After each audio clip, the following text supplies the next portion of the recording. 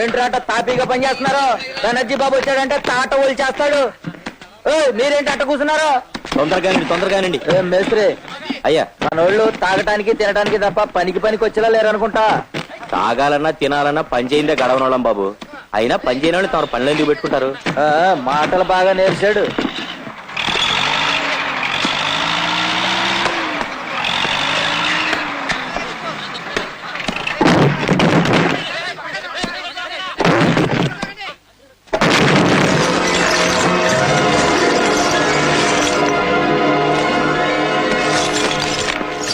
చల్లప్ప, దొంగలో ఇవన్నీ ఉన్నాయేమిటి? మేస్త్రి, దొంగలు కొట్టడం, లారీలో ఎక్కించడం తప్ప ఇవన్నీ నీకు అనవసరం. పోయి పని చూసుకో. చల్లప్ప, ఎన్నాళ్ళ నుంచి మా చేతి దొంగ పనులు చేస్తున్నావు? సార్, చల్లప్ప, నాకు తెలియకుండా దొంగల్లో దొంగ రవాణా చేస్తున్నావా? అది కాదు బెనర్జీ బాబు. నోర్మై, పరువుగా వ్యాపారం చేసుకుంటున్నా నాకు తెలియకుండా ఎంత ద్రోహం చేస్తావా? నిన్ను ఈ సరుకుతో సహా నేను పోలీసులకు పట్టిస్తాను. రేయ్, వీణ్ణి కట్టి జీపులో పడేయండిరా. రంగయ్య, ఇక నుంచి ఇక్కడ ఏ తప్పు జరిగినా నువ్వు నాతో చెప్పు. నేను వాళ్ళ అంతు చూస్తాను. అలాగే. ఏమండి, ఏం జరిగింది? చూసావా లక్ష్మి, చాలా పెద్ద పని చేశాడో.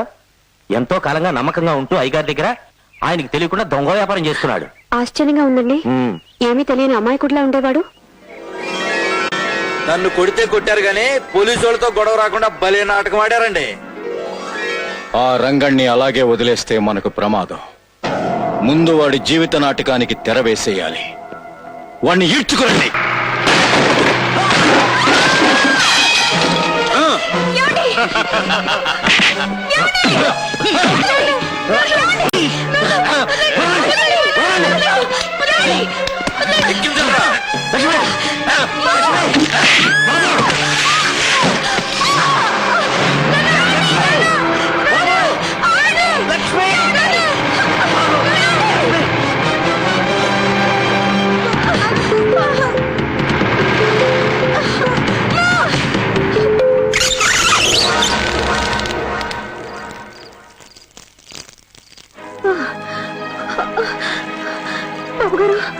బాబుగారు, నా భర్త ఎక్కడండి?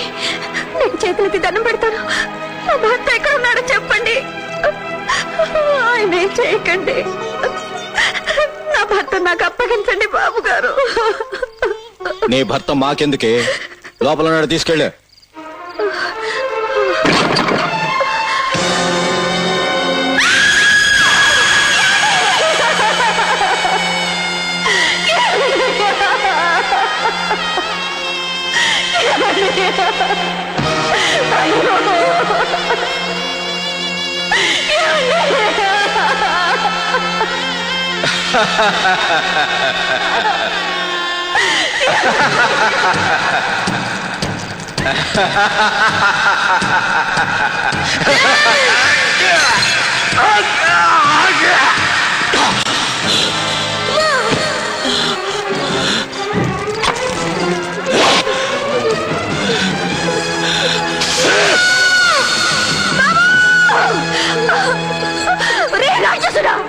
నీతికి తెలిసి నా భర్తను ప్రాణం తీశావు.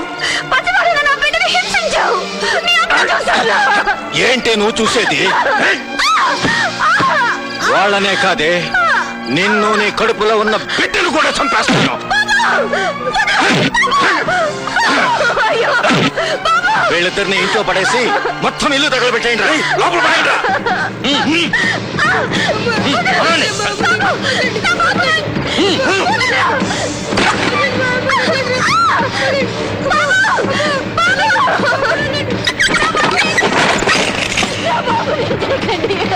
చల్లప్ప, వాళ్ళు నామరూపాలు లేకుండా మొత్తం ఫినిష్ అయిపోవాలి. అట్టాకి దొరా.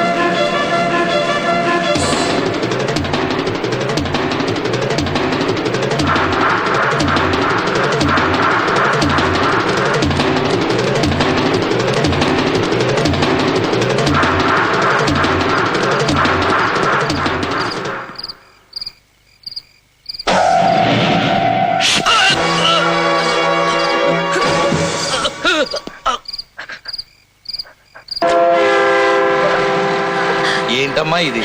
ఎందుకు గోపన్న నన్ను కాపాడు? నీ కోసం కాకపోయినా నీ కడుపులో ఉన్న బిడ్డ కోసమైనా నువ్వు బతకాలమ్మా.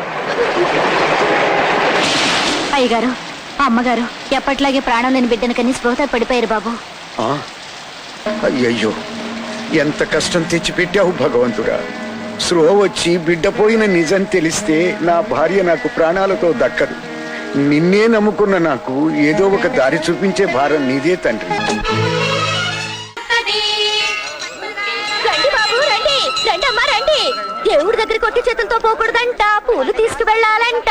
మల్లె పూలిస్తే చల్లగా చూస్తాడంట, కనకాంబరాలిస్తే కరుణిస్తాడంట, గంటేస్తే దయతలుస్తాడంట. రండి. పూల సీత, నీ పూలు కొంటే నాకేమిస్తావంట? ఈ చేత్తో నీ బొగ్గు మీద ఒకటిస్తానంట.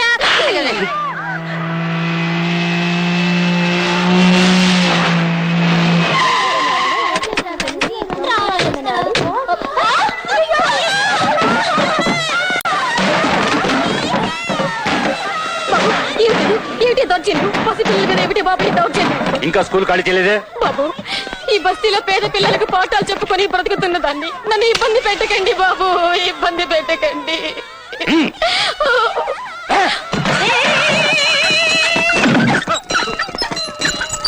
ముసలమ్మ మీద పసిపిల్లల మీద ఈ దౌర్జన్యం ఏంటంట? నువ్వు తోక ముడుచుకుని వెళ్ళకపోతే మోగుతుంది గంట. ఈ ఊరికి నేనే పెద్ద రౌడీనంట, నాతో పెట్టుకుంటే కష్టాలు తప్పవంట, ఇక నీకు దిక్కెవరంట. ఏయ్! నీ సంగతి తెలుసడానికి రౌడీ అల్లుడు వస్తాడంట, నీ పాలిటి యముడికి మొగుడు ఘరానా మొగుడు వస్తాడంట, ఆ ముఠా మేస్త్రిని నిస్త్రీ చేస్తాడంట.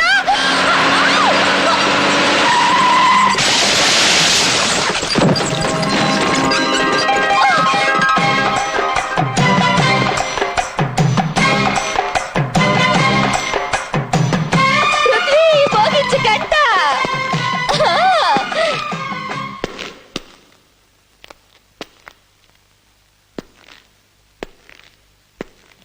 నీళ్లమ్ముకునే నీకు నాతో గొడవెందుకు?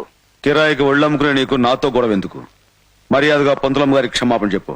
ఏయ్, ఈ ఊళ్ళో మమ్మల్ని మించిన బ్యాడ్ గ్యాంగ్ లేదు, మాతో పెట్టుకోకు. నీది బ్యాడ్ గ్యాంగ్ అయితే నేను దమ్మున గ్యాంగ్ లీడర్ రా. పసిపిల్లల మీద దౌర్జన్యం చేసే మిమ్మల్ని 10 నిమిషాల్లో చెత్తరా కొట్టకపోతే ఈ పృథ్వీ మీదే ఉండడు.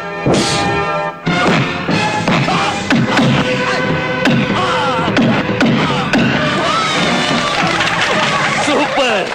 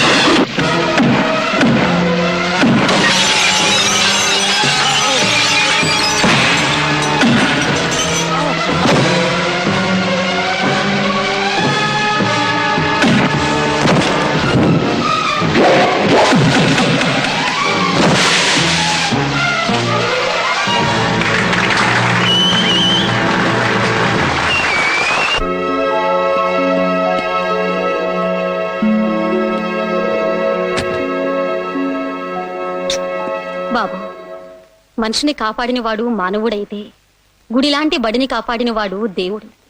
ఒకే క్షణంలో నీలో ఇద్దరిని చూస్తున్నానయ్యా. ఈ ముసల్దాని మీద నీకెందుకయ్యా ఇంత అభిమానం? అమ్మా, చిన్నతనంలోనే అమ్మను పోగొట్టుకున్నవాణ్ణి. అందుకే ప్రతి ఆడదానిలోనూ అమ్మను చూసుకుంటున్నాను.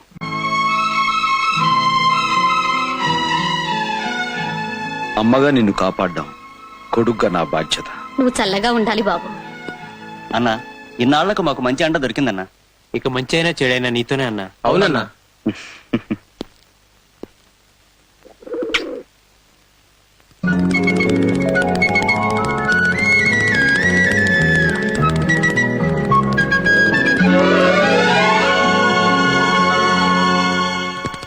పృథ్వీ, నువ్వు ఆ రౌడీని బాగా చితకొట్టినందుకు నాకు చాలా సంతోషంగా ఉంది, కానీ కొంచెం భయంగా కూడా ఉంది. భయమా? ఎందుకు? నువ్వు కొట్టింది మామూలు చిన్న రౌడీల్ని కాదు, ఆ చిన్న బెనర్జీ తాలూకు గుండాల్ని. చిన్న బెనర్జీయా?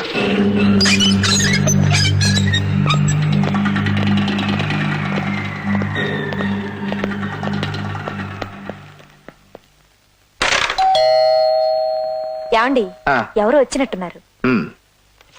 వేళా పొలాలేదు, ఎప్పుడు పడితే అప్పుడు వస్తారు. ఎవరు?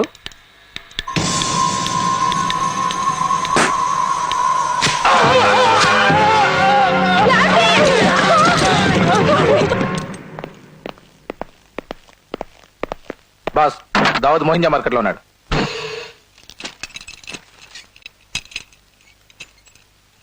ఉమ్.